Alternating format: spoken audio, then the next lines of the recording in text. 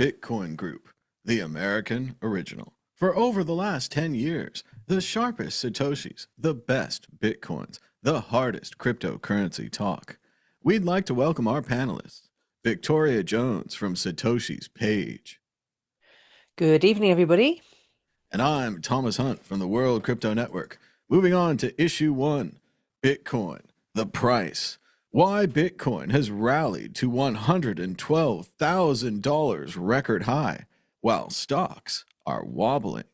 Meanwhile, Bitcoin price suddenly soars as Congress predicted to make history. And then, just today, Bitcoin price drops 4% as Trump EU tariff talk liquidates over $300 million. Victoria Jones, what do you think about everyone's favorite topic? The price, and the price of Bitcoin. Yes, as predicted, this is the season for all-time highs, and we certainly seem to be achieving that, which is very exciting for a lot of people. It's still very much influenced by a lot of companies wanting to invest in Bitcoin and hold it on their company balance sheets, as inspired by Michael Saylor. A dangerous trend, though, is that a lot of them are taking out debt in order to achieve this. And of course, that was exactly what contributed to the Great Depression. So we need to be careful here. The way in which Bitcoin operated from the beginning to 2017 has completely changed. And even though there were predictable price cycles up until that point, the game has changed. Nevertheless, you've still got the underlying influence of the fact that due to the halvings, that influences how the Bitcoin price moves, and so we're definitely towards the high point of that cycle. But of course, it's always influenced by external factors as well. So of course, people will find ways of explaining this who don't fully understand Bitcoin, obviously talking about Congress producing legislation. And so clearly that must be the reason why crypto is going up. And then on the other hand, you've got the issue of Trump's tariffs, which are deflation. They have a deflationary effect because they're essentially a way to increase tax, which is a way of reducing liquidity from the financial system. Whereas, part of what everyone was concerned about up until recently was too much inflation. So in many respects, Trump's tariffs have a deflationary effect, which is kind of balancing that out. So even though we're getting an all-time high, I suspect with the deflationary influences that are going on, we might not have as high as a high as we've had in the past, but nevertheless, it's still good to see that Bitcoin is performing as ever, going towards an all-time high in this season. And I've definitely seen that tweet already. It's a bit of a libertarian salty tears where they say Bitcoin hits all-time high in fiat, but fiat not what it was worth the last time that Bitcoin hit this all-time high. So we are going up, but you're right, Victoria, we might be purchasing less and less items with our 100,000, 112,000 this time. I would agree as well, like you're saying, that in the short term, certainly Bitcoin's affected by buyers and sellers, large amounts of shorts being closed and wrecked when the market changes direction suddenly. But over the long term, it does look like what Tech Dev predicted on Twitter is true, that we're generally in a long-term uptrend.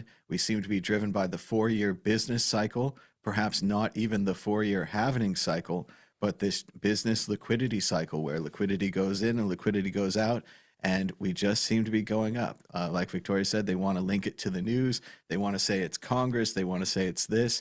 But from a long-term perspective, it just seems like price discovery on a new asset class, which is, again, something we've never done before. So the media has no reference. They can't go to history and say, wow, the last time we discovered digital currency, the price ended up to be this much. So we know it'll be that. So we still don't know the price of this thing. All of these banks and other people are getting interested. MicroStrategy, the new theory of business, that you just buy Bitcoin and hold it. You don't need to make anything anymore. It's the infinite jest, destructive theory of business where we are so addicted to this goose that lays the golden eggs that we stop tending for anything else, and everything around us collapses and falls apart.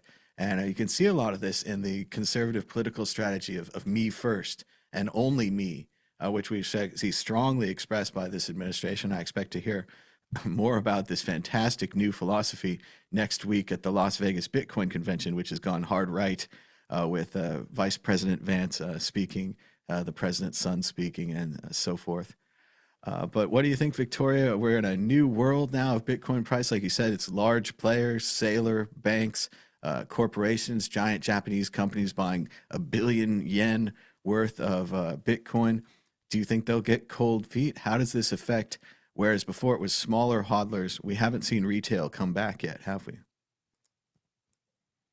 No, and I think retail are understandably worried because I think Michael Saylor buying a lot of Bitcoin obviously elevates the price, but who's to say the point at which he changes his tune? I mean, at the moment, um, his average purchase price is now around 69,000, which is the previous all-time high. And traditionally, if you look back on Bitcoin's price charts, generally speaking, when we go through the bear market, the price normally doesn't go lower than the previous all-time high, sometimes slightly lower.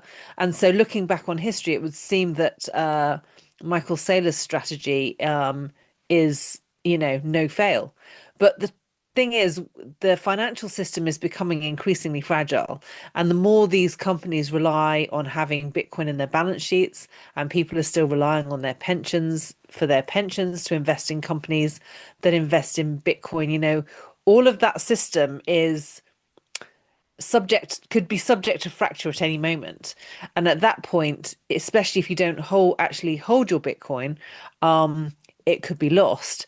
But also, a lot of these companies could end up having to sell their Bitcoin in a hurry, especially if they've got debts um, that are due. I mean, obviously, it would take a big crisis for something like that to happen, but it has happened in the past. It doesn't happen often, but when it does happen, it's catastrophic. Like I mentioned earlier, that's exactly what happened with the 1929 stock market crash. Everybody was borrowing money in order to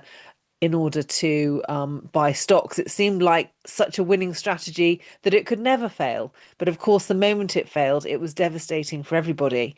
And I think it's a real shame because, of course, Bitcoin was designed as freedom money, a way in which, people could transact and the financial system could no longer affect them. But at the moment, with all of these companies influencing the price of Bitcoin to go higher, which seems great in the short term, when it goes wrong and a lot of these companies have to sell, they have much bigger pockets than retail, apart from the few large whales who bought Bitcoin originally, all the small people all the retail buyers who've been buying Bitcoin recently because they think that they'll be able to make a profit. They're the ones who will lose out, if it suddenly fails. And the problem with Bitcoin is the price is still volatile, which is great when it's going up, but it can cause real problems when it's going down, especially if you're someone who's come to rely on it. So yeah, if retail aren't buying in, then good for them. I think, they're being understandably cautious. But of course, the problem is when it suddenly skyrockets and they feel like they've lost out. But don't be like Isaac Newton, where you invest too late and then lose it all. They're all lining up to be on that chart. That's it's their destiny. They can't escape it. It's unavoidable. And like you're Yeah. saying, yes, the businessmen and the companies that are investing now, they have big pockets. They have no rent expenses, no unexpected medical bills or anything like that. The businessmen can afford to hold forever, unlike the retail investors who freak out if it goes up or down or have actual normal investments. And like Mm. you're saying, Victoria, the same thing in my notes. It says that it's ironic that Bitcoin on books creates the same problem that the problem Satoshi tried to solve. He was upset about the transparency of the market, where the home loans that were bad were put in a box and sold as grade A home loans. If you look at Bitcoin, you can track to the individual address how much everyone has. So if these businesses wanted to prove their reserves, they could link right to it. but we know they're not. They're not proving it. Even if they proved it, they could take it away the next second, sell it in a minute, have it all over the place. We have no idea what the Bitcoin and businesses could do if they want to, if the board of directors says so.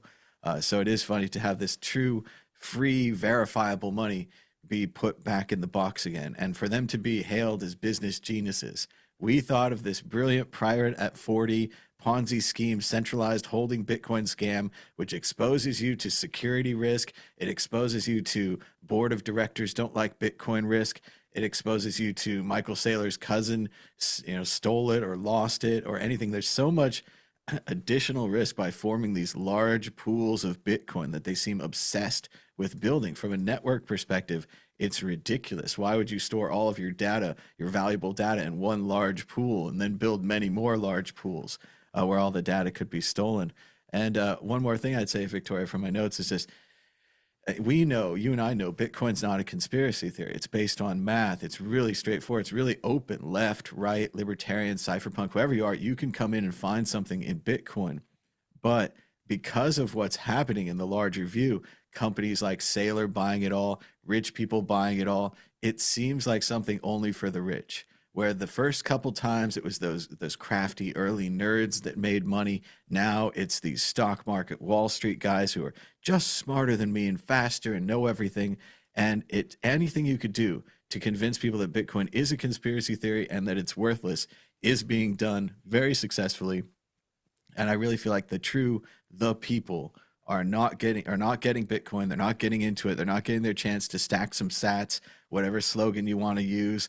Buy a Bitcoin today, or buy Bitcoins with an S like we used to do. Do you think, Victoria, we're so far from the Satoshi vision. If Satoshi came back, I often picture, Jesus throwing the money changers out of the temple, but maybe Satoshi has to throw whoever we've got out of the Bitcoin temple. So we've built yet another worthless structure that's become decayed. Yeah, I mean, I think Satoshi managed that by the way in which the system was originally designed. And also, we need to recognize that it wasn't just Satoshi. Satoshi produced the initial white paper, but of course, the protocol we have now was worked on by a number of software developers after Satoshi's initial white paper. So Satoshi is given the credit, but it was also all of those early cypherpunks who really kind of finessed exactly how the system was going to work. And I think, if you look back on some of the things that were written around the time that Bitcoin was created, a lot of people anticipated these kinds of problems, and that's why it was designed the way it was. I mean, ultimately, you've got a new system of money here that's based on software, and because it's based on software, the protocol is very robust, and you're up against the existing system, which has developed for over 400 years, but it's very fragile, and so you go through these boom and bust cycles because the system as it is can be manipulated. The idea behind Bitcoin was that it couldn't be manipulated. So at the moment, a lot of these companies are using the corruption in the existing system to take advantage of this new technology. But the two systems are incompatible. And I often say that it's like having an irresistible force against an immovable object, where the immovable object is slightly less immovable than the force is irresistible. And so, when you've got these two competing titans, eventually one's going to fail and the other one's going to win. And it's just a matter of time. You've got these titans fighting it out, and it seems like no one's winning until someone lands the knockout blow. And, all you need is for the existing financial system to crumble, which in the short term will probably knock Bitcoin's price. But once that's happened and everyone kind of picks themselves up and dusts themselves off, it's those who've actually held on to some Bitcoin in their own wallet who will be able to kind of provide the foundation for where we are going forwards. If you take what's happening at the moment to its logical conclusion, that's what's going to happen. It's just the timing that's unknown. No one knows exactly when this is going to play out, but the way in which the system is built, this is what we're looking at happening. There are many ups and downs ahead of us, and they're going to be devastating and not fun. We'll see how it goes. A lot of things about Bitcoin, like you said, were not originally there. The 21 million units was not originally locked in. That was a debate and discussion. That's been confirmed now, but they could always change it, like they say, if there was enough consensus. We are being told in the chat that YouTube seems to be failing at streaming this week. However, we're on Facebook and apparently one of the other YouTube channels. So we'll try to download it from there and upload it to the original one, but I don't know what the problem is with Restream. I'm getting pretty tired of them. I do the same boring thing every week. I put in the same things, and if they're going to have errors every other week, that's not going to work for me. So, but let's go to the exit question. I brought all the way from Las Vegas the Bitcoin predictor ball, the source of all truth and knowledge in this universe. Victoria Jones, will the price of Bitcoin be higher or lower this time next week? I don't know. It's been on a pretty good run. Normally, when we find that it's been on a bit of a run, even though the run could keep going, it might have a bit of a pullback in the short term. So I'm going to say lower. Well, I'm always bullish. It's tough to be, though, with so much external things like tariffs and negative news and the destruction of the United States of America by foreign enemies happening in front of our eyes like a Tom Clancy movie brought to life. But I'll stick with bullish and I'll stick with higher. But we'll ask the ball, which is what you really want to know, because you don't want to base your investment advice on a human. You want to look at a triangle or a ball or a system like this. That's where the real knowledge is. Will the price of Bitcoin be higher this time next week? And it is very hard to read. It's got a lot of bubbles in it. Check the light. Reply hazy, try again. Reply hazy, try again. Well, I'm glad I brought it all with me. That was worth it. Moving on to issue 2. Trump speaks with presidential seal. At crypto dinner, the White House billed as private. Yes, the president used some of his often heard of personal time to host a crypto dinner where investors who invested more than $1 million apiece into his crypto coin, which he owns 80% of and receives the fees for, got to have dinner with the president of the formerly Democratic United States of America. As it says here, Politico, what life is this? The crypto investors who bought a dinner with Trump. The event, billed as the most exclusive invitation in the world, direct quote, is the latest example of the president's stunning pivot from crypto scourge to evangelist. And finally, we have exclusive and horrifying footage of one of the investors, or I don't know what you want to call them, that went to the crypto event. Here it is. Footage from Twitter of a man in a what looks like a 3D printed rabbit head walking into the event as the protesters chant, "Show us your face, show us your face." This is now pretty much the worst of all possible worlds for the presidential NFT, presidential crypto coin type program. We have the president having dinner with anonymous donors, including a man in a 3D printed rabbit mask. Victoria Jones, what do you think of the president's crypto dinner? Pretty much the largest grift since last week's $400 million jet from Qatar.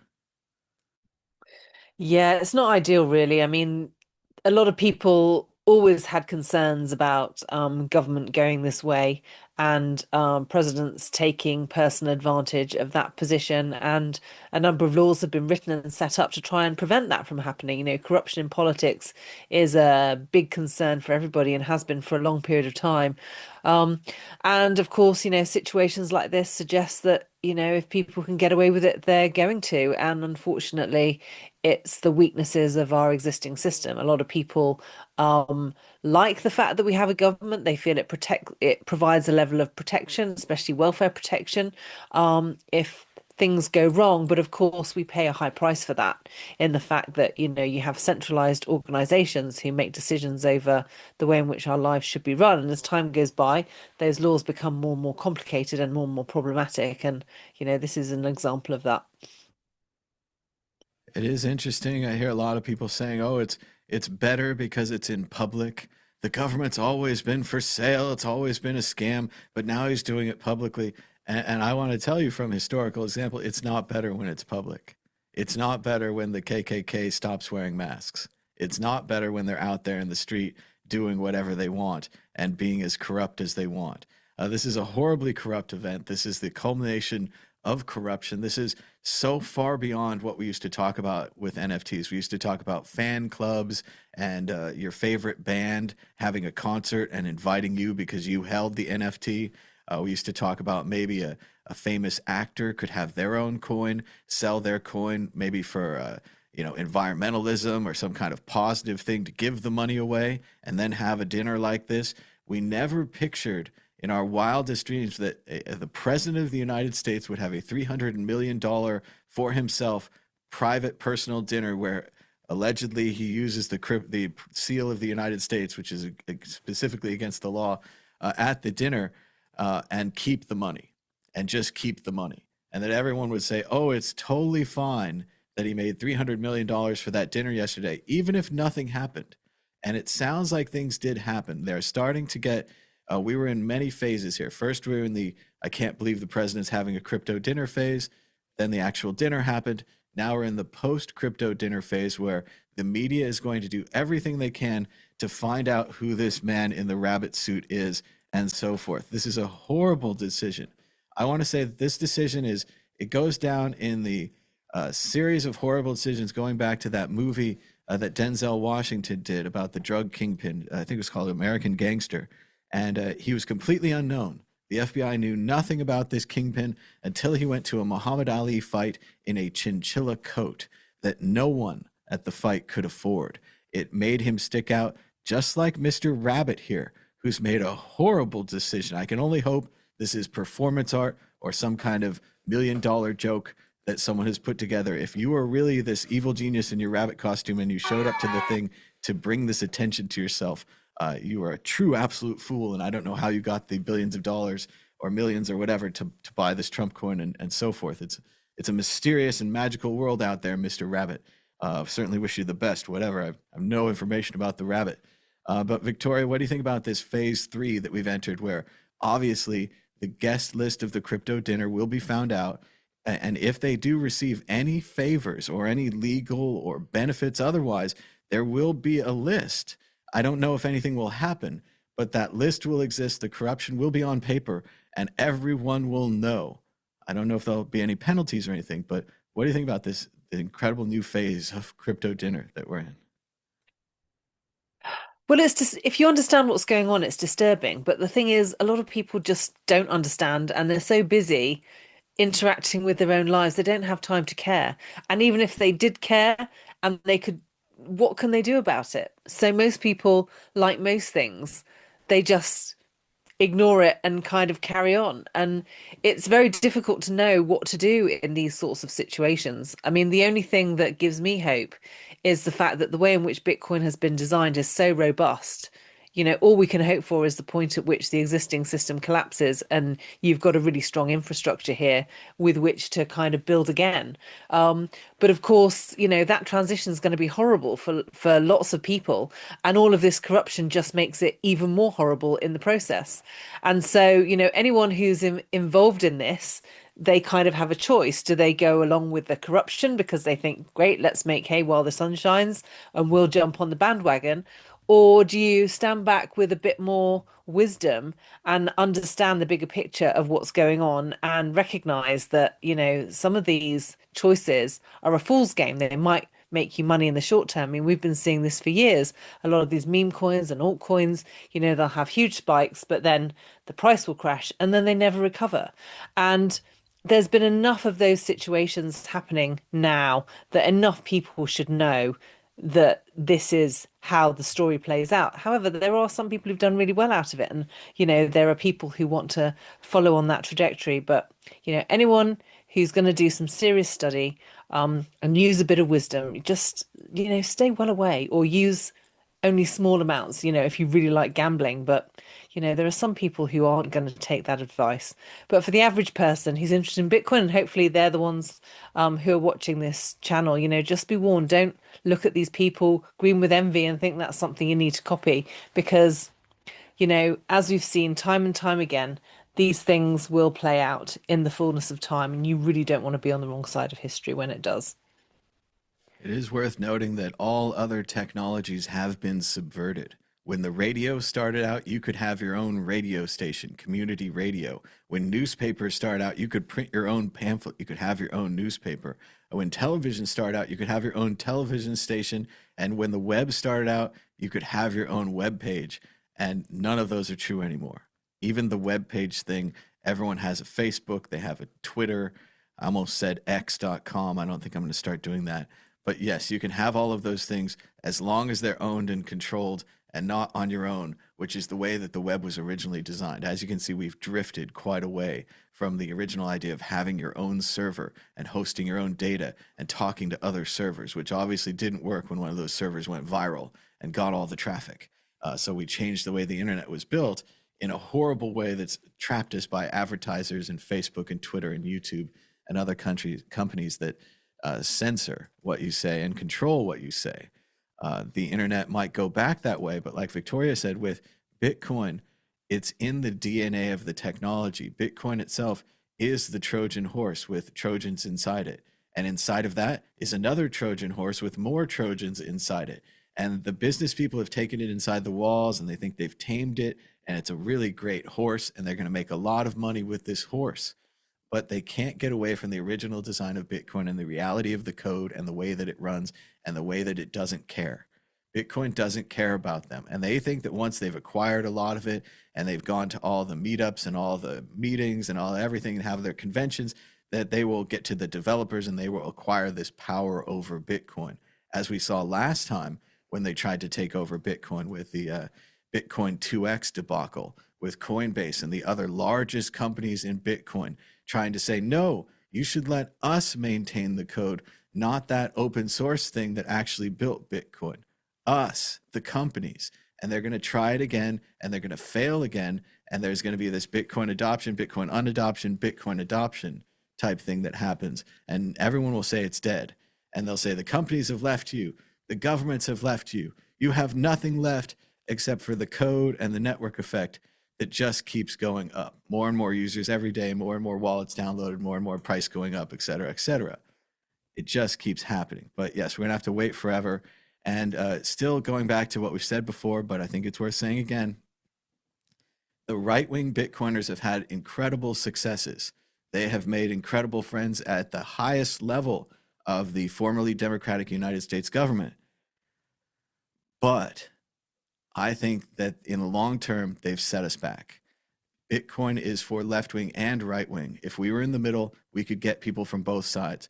By being so much on one side, whichever side it is, doesn't matter, we're going to get less people from the other side, and we're going to guarantee a reaction from the left. The more that crypto goes right, the more that the Trump dinner is celebrated, the more that people say, it doesn't matter that the president made $300 million or $1 billion or whatever it is off of his own coin, and that he's selling his own NFTs, and that he has his own exchange called World Liberty Financial. And all of this is happening with many foreign governments who wish to give him money, perhaps in a less direct way than bribing him with an old jet, which again is a great way to get rid of an old jet that can't even fly into small airports. Most of his golf courses being near small airports.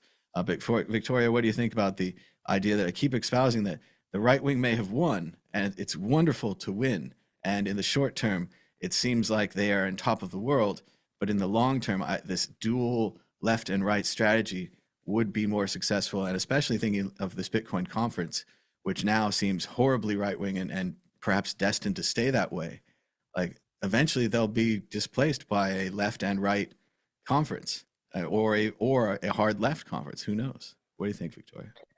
Well, the thing is, Bitcoin itself is agnostic. I mean, at the moment, it's very right wing because a lot of corporate companies are getting involved in it. I mean, capitalism is ultimately crony capitalism. It's about a lot of these companies taking advantage of the way in which government is set up and the way in which they can influence the laws in order to be successful. And so at the moment, they are capitalizing on that, use the pun. And so for them, it's all jam tomorrow, and they're really enjoying getting together and celebrating their success in that respect. But again, it's like we said earlier, at the moment, they're able to exploit the fact that you've got an incorruptible system that's being adopted by a corruptible system.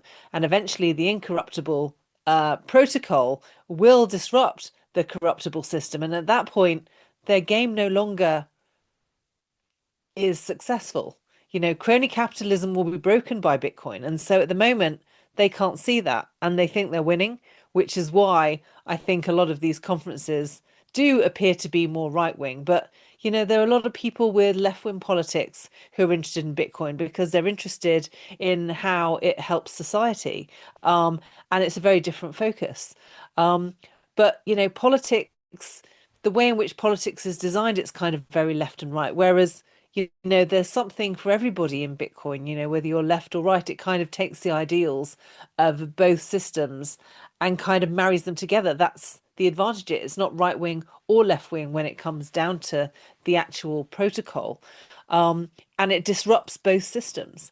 And so it's quite amusing, really, to see all of these businessmen celebrating, more capitalism because of this great Bitcoin thing. But if that's the case, they really don't understand what they've got themselves involved with. And I'll watch with great glee when it all falls apart because they don't deserve to be celebrating like this. It's not right. It's also worth examining their attitude as they do this. All of the businessmen are focused on a world where you cannot trust anyone. In the Adam Curtis documentary, he talks about how John Nash, the schizophrenic, was famously involved in setting the United States defense policy. And one of the ideas was, whatever we would do that's the worst thing ever, the Soviets would do that, or perhaps even 10 times that. And this is the way the businessmen work with each other. Everyone is bribed, everyone is dirty, everyone is corrupt. This is not the way the Bitcoin network works. Eventually, they're going to come to the Bitcoin network with a bribe, with a threat, with an attempt to influence or lean on and coerce the Bitcoin network. And the theory is, because of the code, because of the way the structures have been set up, that the Bitcoin network would withstand this corruption, that the Bitcoin network cannot be bribed, no matter how much money and power and influence you have, which there's never been anything like this in the future or in the past of this world, because it's not a person, it's not a company, it's not a corporation. You can't go to their house. Even if you had all the Bitcoin developers in the room, you couldn't get all the miners to agree. Even if you had all the miners in the room, you couldn't get all the developers, so on and so forth. It cannot be contained and controlled in the way that they've previously contained and controlled things. So it will be fascinating when we reach that point and they realize that. It's likely too late. The virus has already been planted. It's already spread to enough people. But it is so interesting right now that we are clearly in the period of time where the Bitcoin virus is being carried by the businessmen who would hate the realities of the virus. All right, let's move on to the next issue. Check out worldcryptonetwork.com, where we've got short videos created by AI with AI-generated names that people actually watch and click on. 70% of our views come from short videos, people who do not want to watch long videos. Hello, short video fans. Thanks for watching. Check out worldcryptonetwork.com for longer videos and shorter videos. Moving on to issue 3, according to watcher.guru on Twitter, just in, JPMorgan, Bank of America, Wells Fargo, Citigroup, and other major banks are exploring creating a joint crypto stablecoin. Thomas Hunt, what do you think about this? Well, I mean, the classic Gandhi phrase come to mind. First they compete with you, they fight you, they laugh at you, and then they join you, right? This is the joining phase. We're at the phase where they can't think of anything better than to copy Bitcoin with a stablecoin, or more aptly, to copy Tether or USDC and to make their own version of that again, they would control. All of the problems of the old system come back. Who knows how much of this they have? Who knows how much they're printing? Who knows how they hold it or generate it? The board of directors of these banks, interlocking keys, the IT guy at the bank, maybe one IT guy rules them all. We have no idea how this system would be set up. But once again, we've learned nothing from history. We've learned nothing from Satoshi, from the creation of Bitcoin and the internet and so on and so forth. And the banks are now joining us. by making a copy of Bitcoin. Victoria Jones, the banks are brand new. They're here at Bitcoin and they're here to fix it. They're going to make a stablecoin copy that must be better, right? It's stable, must be better. Yeah, I mean, it's just an old story that's kind of being rehashed, really. I mean, a couple of years ago, we were talking about CBDCs, which are central bank stable coins. And of course, the whole the narrative went round as to, how bad these were, because just with having the name central bank as part of the name, it was a red flag to everybody. So it's almost like, okay, well, we've got a bit of a PR error here, so let's rename it. We'll talk about stablecoins. And you're right, you're competing with something that already exists. USDC already seems to be struggling when compared to Tether. I mean, Tether seems to have cornered the market as a US stablecoin, and it's managed by a company, but they're already streets ahead of the game compared to the banks. And it's not like this is the first time the banks have tried to encroach on the cryptocurrency space. In 2017, their narrative was blockchain, not Bitcoin, and clearly they could have had a stable coin on a blockchain, and ultimately that's what a stable coin would be. I mean, it's just blockchain, not Bitcoin by another name. So, they're just trying to rehash the same old story. They haven't succeeded with it yet. The longer they try, the longer the ones that are already here, that are already succeeding, just get stronger. So, and it just goes to show how, with all that money, that how powerless they really are in the face of this new technology. And actually, that's quite refreshing to see. It is the same as blockchain, not Bitcoin. It's stablecoin, not Bitcoin. And I totally agree. They could have done it on a blockchain, even the blockchain that IBM kept their diamonds on, which is still garbage in, garbage out. We don't hear anything about IBM blockchain diamond technology anymore, even though the commercials said it was going to save the world. What's interesting about a stable coin, I know people like it for trading and they like to hide in it and they think the price goes up and down, and that's important in the day-to-day trading sphere. But in the long term of things, what a stable coin will do, it will shield you from the potential gains of Bitcoin. If you look at Bitcoin going from $100 to 100K, if you had held $100 of stablecoin from that point, you would still have $100 of stablecoin. It's the worst ever. It's controlled by the banks. We don't know how many units they are. We don't know how many they print. And yet at the same time, you don't get any of the gains of Bitcoin. It also shields you from the losses of Bitcoin, which over 5 years seem to be zero. I don't know anybody that held for 5 years that lost money. Like if you're really good at it, maybe you're buying and selling all the time, which is totally unnecessary and generates fees for the companies that would like you to buy and sell. Maybe even putting the news out there to freak you out. Maybe even in their app, they beep all the time telling you to buy and sell. How about an app that won't let you sell for 5 years? Please buy $100 of Bitcoin, delete this app, come back in 5 years. That would work. But if you had a stable coin, you would have $100. So we'll see how that goes. Let's move on to the next issue. We've got kind of a grab bag. We're going to do the lightning round. Get ready, Victoria. Updating on some recent news. As we talked about the Coinbase hack a couple of weeks ago, Coinbase perhaps didn't pay their customer support people enough or let them have too much access to data. They were bribed, hacked, violated, and the data was taken, including data for a partner at a $56 billion venture capital firm, had his phone number, address, and other details stolen in the Coinbase hack. Additionally, MicroStrategy has acquired 7,390 Bitcoin for $764 million, continuing to acquire and grow his Bitcoin hoard. This short seller is betting against Michael Saylor to buy more Bitcoin. A legendary short investor, James Chanos, is long Bitcoin short strategy, attempting to buy Bitcoin instead of strategy stock. And an update on the German government, who we told you at the time that it was a huge mistake. They sold 50,000 Bitcoins at $54,000, which has just cost them $2.8 billion in missed profit. Victoria Jones, what do you think about the Germans losing their profit, Michael Saylor being bet against while he continues to bet on Bitcoin, and the continuing fallout from the Coinbase customer service hack? Well, the one I'm most focused on generally is the person betting against Michael Saylor, because actually that's something I've been saying for a while. It's just like, I don't think this strategy is a good idea in the long run, especially in the current environment.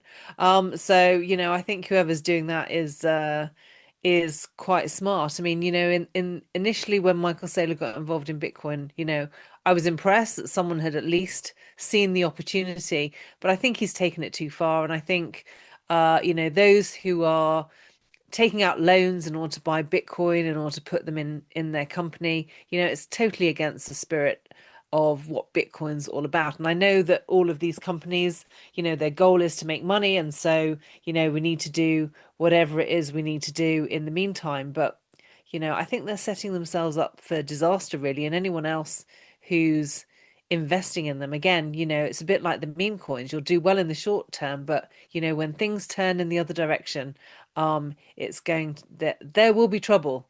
And a lot of these companies, as much as they say they're never going to sell Bitcoin, if something cracks and the only way they can pay off some of the debts they've taken out is to sell their Bitcoin, then they will. They'll go against everything that they've already said. And anyone who doesn't see that is kidding themselves. There's also the buy and sell strategy that David Bailey's new firm Nakamoto has professed. They think that they're going to be able to ride up and down the Bitcoin market, selling when it's too high, buying back their stocks, selling their stocks when it's too low, and buying back the Bitcoin. Which, if they are successful, you could see MicroStrategy and many other large Bitcoin whales start to adopt this strategy, which could create uneven and unequal flows in the market and potential things that other larger whale traders could then take advantage of, eating up these smaller whales. So yeah, I agree. I don't think Saylor's new plan of selling retail stocks and going the low level to get his Bitcoin money isn't as smart as his previous plans. He keeps going lower and lower and lowering with this borrowing strategy. I think next he's going to be selling hot dogs on the street, and he'll sell them for more if they're bacon wrapped.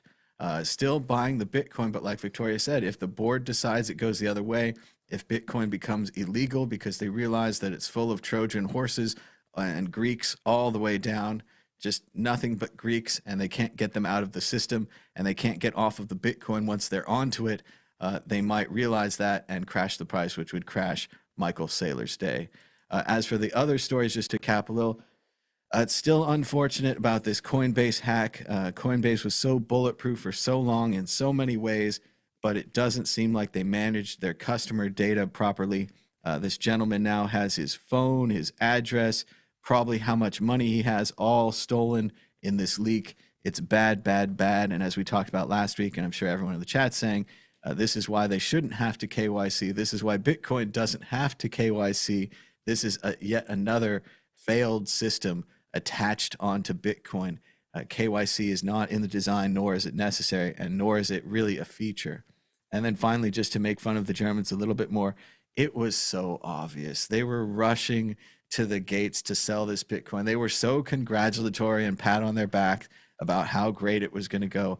Just like the Tesla sale when they got rid of Bitcoin, worst decision ever, which rounds you back to, was this really a good idea for them to hold anyway? If the government's job is to make new programs, whether you like them or not, eventually they're going to have to sell this Bitcoin anyway. So, Victoria, doesn't this story make no sense? That the German government bought Bitcoin. If it went up 10 times, okay, great. They buy a new aircraft carrier, whatever they want. Fantastic. They just sold the Bitcoin. So if it goes up 10 times again, you say they did great. They got 10 times the aircraft carrier they could have got, but they didn't get 100 times the aircraft carrier. Isn't this story is always going to be there, and not just for the government, but for everyone, right? Yeah, I mean it's a struggle that everybody has. It's really difficult to predict exactly, when how the price of Bitcoin will move, because it's subject to things that aren't necessarily in anyone's control. I mean, even if you understand how the Bitcoin price moves, who can predict that Trump's going to come out tomorrow and charge 50% tariffs on the EU? You've always got those sorts of unknown things that can suddenly change things. You've also had currency exchanges that have collapsed in the past that have caused a sudden collapse in the price, and often it will be in tandem with when the price is going down anyway. But those sudden shocks will challenge many traders, whether you're a country or a company. And so, this is why it's tricky, and it'll even be tricky for the Nakamoto company because they'll get to the stage where they really believe that they've nailed their strategy and they'll be winning for a while until they don't. And the moment that they don't, you're back to square one. And there are many stories in the Bitcoin space where people have had to do that for various reasons. So yeah, it's tricky. If the government's managed to sell any at all, then they've got something for their money. And yes, maybe it could go 10 times higher, but I don't know. I mean, in 2019, I promised my daughter that I'd take her to Disney World as a treat between changing from junior school to high school. And I had to sell quite a lot of Bitcoin in order to fund that. But it was something that I'd promised her. And the thing is, she'll never be that age again. And so I'll never get the opportunity to take her on that holiday again. And it's not just about the money. Sometimes it's about the opportunity that it's given you just by the fact that you owned it at all. Um, and so I'll never forget that holiday. And you can't, and no one can ever take away the fact that I fulfilled my promise to her. That's something that she'll remember forever. And, some of those opportunities are priceless. They're worth more than the money. And our lives are run by things that are more than just the money. And so, yes, there are many times where if we'd held on to the Bitcoin, it could have gone higher. But actually, what other factors were being fed into that decision? Because often those factors are just as important, if not more so. Well, and we really do, once again, and it's an incredibly difficult book, and I don't expect anyone to read it. It's 1,000 pages plus footnotes, but Infinite Jest defines our society. This Bitcoin is so addictive that for the government, the example for the government, they should hold Bitcoin forever and do nothing else. Anytime that the government spends any money on any program, military or otherwise, it's a waste of money that they could be putting on Bitcoin and holding forever. Anytime that the government sells any of their Bitcoin, they've made a mistake and they should have held forever.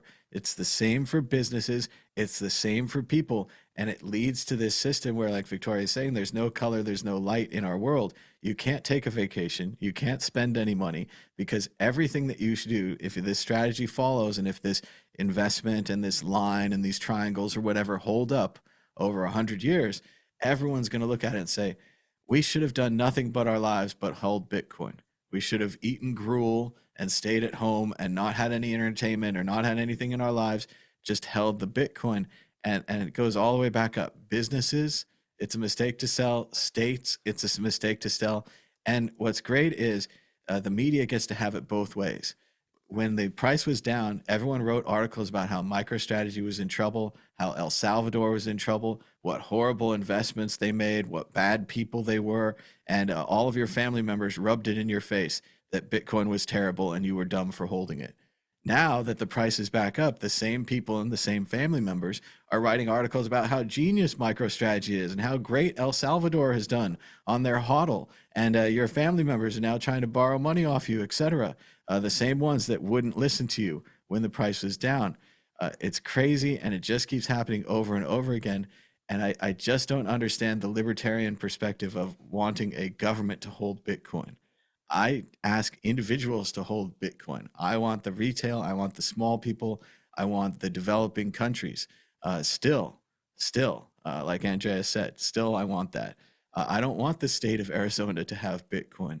And I don't want to read the article about how much they could have had and how much they couldn't have had, because at the core, even if they made 10x or 100x or 1000x, I don't know what number you need, and then they start spending it on programs, even the greatest program ever that you and I both agree with, keeping people healthy, whatever it is, whatever you think is important, the government still sold Bitcoin. Bitcoin's still worth more. The government made a horrible decision to sell that Bitcoin because they could have gotten more. Every business, every human, every person. So, and that's the thing about Infinite Jest is it's this movie that you can't stop watching. Once you start watching it, you stop your clothing, you stop your sanitation, you stop eating, you stop everything. It's so addictive, and it's a metaphor for drugs. And in this way, Bitcoin is the greatest and most powerful and most dangerous financial drug ever created. And like I was telling my roommate earlier, it's like the asteroid that killed the dinosaurs. The asteroid is here. Like, you might be left wing, you might be right wing, you might be a financial genius with the great degrees and whatever. The asteroid has hit your planet. Like, your opinion on the asteroid is great. Like, I wish we didn't have an asteroid. I liked it before the asteroid, whatever. The asteroid is here. The world now exists after asteroid.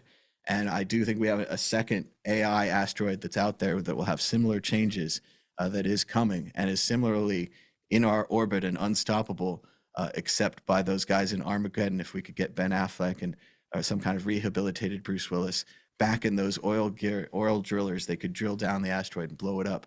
But otherwise, Bitcoin is here, AI is coming, and you just have to adapt to it. You can't try to put it back in the box. You can't try to imagine your models beforehand. We had a great model beforehand. It used to work.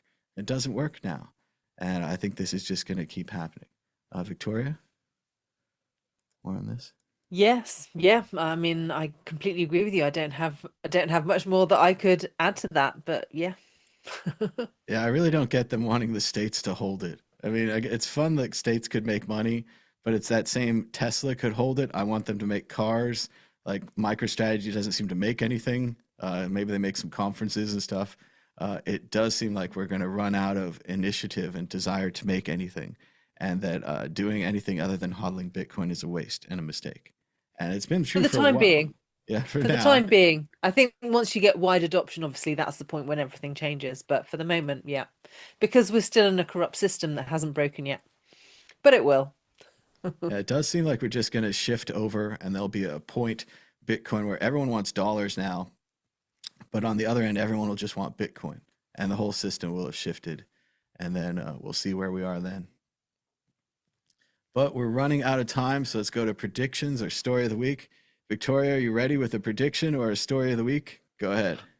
Well, I have a story of the week, which is kind of connected to the exchange story from earlier, and it's a cautionary tale on these exchanges. So, obviously I've been around in Bitcoin for a while, and I've tried different exchanges from time to time. And anyway, there was one that I hadn't used for a while, and I kind of thought, well, I'll just revisit, my account with them. And of course, now they've got all of these warnings, especially from the UK, as to, needing to do extra tests and extra information. And so this particular one asked for a tax return. So I was like, okay, I have nothing to hide, I'm honest about my taxes and my crypto holdings. So I sent them my tax return, and I got an email from them that says, "Hello, Victoria. We have received and reviewed the document you uploaded to the app. However, before we can upgrade your account, we require some additional information.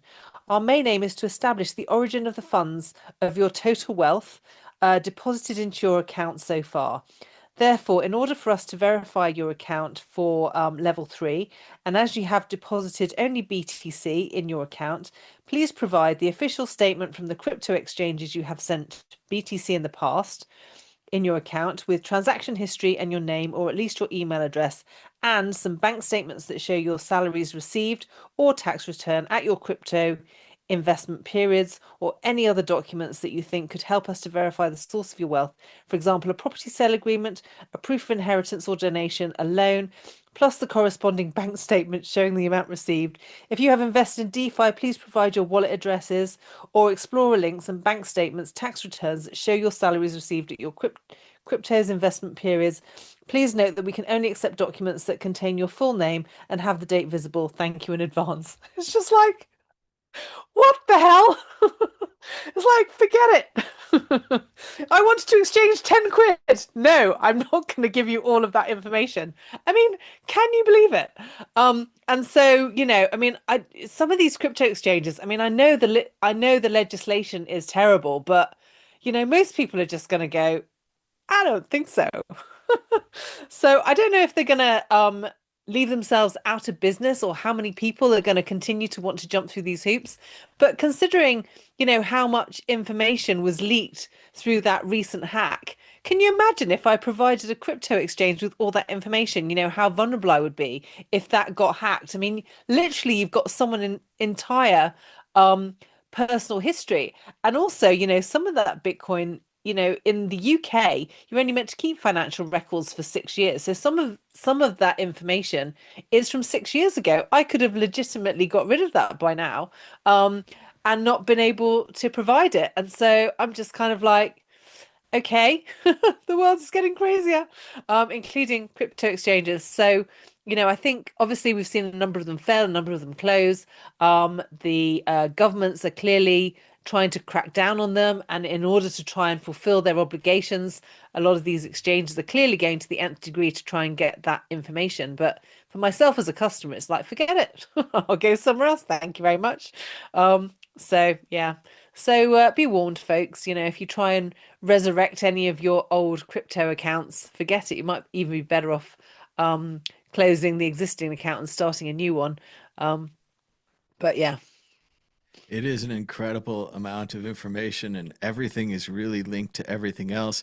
You're not just giving your savings account, your investment account, but also your spending, what you may have taken in and out of it if you sent it to another account.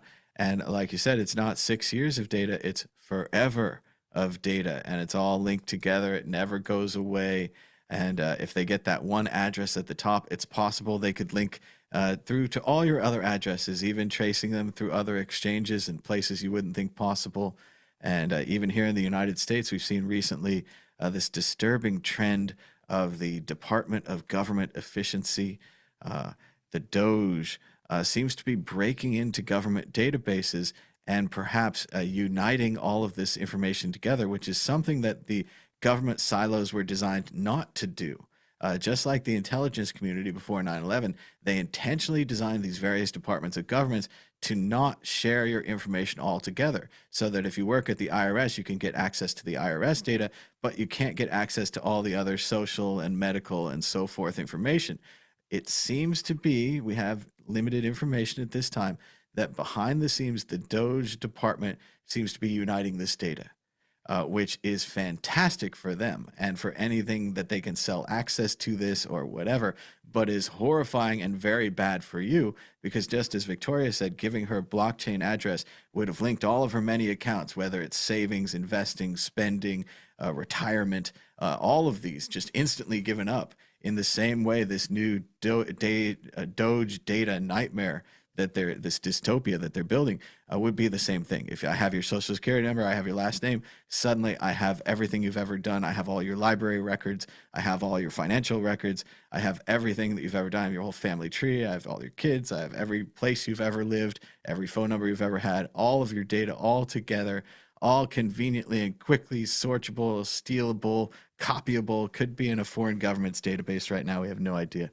So there is a horror to this unified and united data structure that we've built. And presumably when it fails hugely on the national and international scale, we will then turn to more secure cryptographic databases like blockchains and other things where your data is encrypted, where Facebook cannot run an advertising business on you.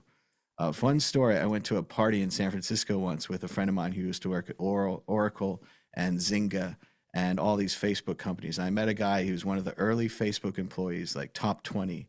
They call themselves by numbers at the startups. He was like 17 or something. And I told him about what a ridiculous system they had built where all of their administrators could break into the data, and how obvious it was that they had built it wrong from the beginning, that all of the data needed to be encrypted on a friend-to-friend scale so that your friends could see your data, and maybe even your friends of friends, but that Facebook thing is neither. Right? Your Facebook thing doesn't need to see all your data unless it's indexing it and selling it to advertisers, which is how they built the internet, the Web 2.0 or Web 3.0, not the original. This new advertiser-based internet always makes you the product. You're always getting in for free, and it seems so great at first, but they're mining it and they're lining it up with all the other data. And this is not going to be seen as acceptable in the future. People are going to look at this and be shocked and horrified that we would allow unencrypted in plain text all of our data admittable to any administrator or higher level administrator who has access to the Facebook or access to the Coinbase or whatever the large, horrible honeypot of data that they've made is. And they made it because it was faster and it was cheaper and it was easier and it was less complicated, and they could scan it for advertising. And that's what's important about the old internet. And that's what this new internet breaks. You can't scan any of my data if it's all encrypted to me. Only my friends, if my friends leaked or whatever, you could scan it, you could create a tool, you could sneak in. But by default, we would not open it up to our friendly third-party Facebook and let them have all of our data to store and search for advertisers because of how bad it is for us and our data. And only through great catastrophe will we be able to learn and maybe spend the money to build it correctly the next time. All right, other things this week. My story of the week is a lot lighter than that, hopefully. I'm in Sacramento this week, so I got to check out the Oakland Athletics, who now play in Sacramento. They're playing at the minor league ballpark where the Sacramento River Cats also play. They're a AAA franchise, and it's a heck of a lot smaller than the Oakland Coliseum. The Oakland Coliseum used to hold 65,000 people, and tickets were $20 because the seatings was so large and there's seats everywhere. The new Sacramento Stadium holds 14,000 people with 2,000 people on the lawn. And tickets are still cheap because nobody wants to go. Yesterday it was 85 degrees in Sacramento. It felt like 105. The sun was blasting in our face the whole time. And as you can see, there's no shade for the stands at all. It gets as hot as 100, 110 in Sacramento. It's much less hot in Oakland. And it was interesting to see how the MLB, the major league product, was so devalued by placing it in a minor league park. I had no problem coming late to the game. I had no problem leaving early. I don't even think it should count for the major leagues. I think it should be an exhibition game. It felt like spring training. Nothing was on the line. No one was clapping. There were no chants. There were no cheers. Even the Angels fans who were inexistent were pretty laid back and chilled. So it's a disaster what this one billionaire has done to sports in Oakland and baseball in general. But it was fun to go to a game and remember the old times. It was interesting to see how the pitch clock continues to change the game and made it very quick, or at least faster than it was before, which a lot of people liked, and I'm mixed on. But let me know what you think in the comments. You probably hate baseball. Most computer geeks hate sports. But thanks to everybody for joining us. Be sure to give us a thumbs up down below. I found out that Zoom, or one of the things, is cutting off the show even before I say bye-bye, about 3 seconds after that, no matter what I do. Apologies to everyone who didn't get to see the show or was sitting there refreshing the page. Restream It has failed us for a second week in a row. I'm likely going to look into canceling that. I'm not sure what to do. It's nice. It usually spreads it out to many services, but today it seems to have failed to spread it out to YouTube, which is our original place where all the videos go. So I don't know what's happened to Restream and their software this week.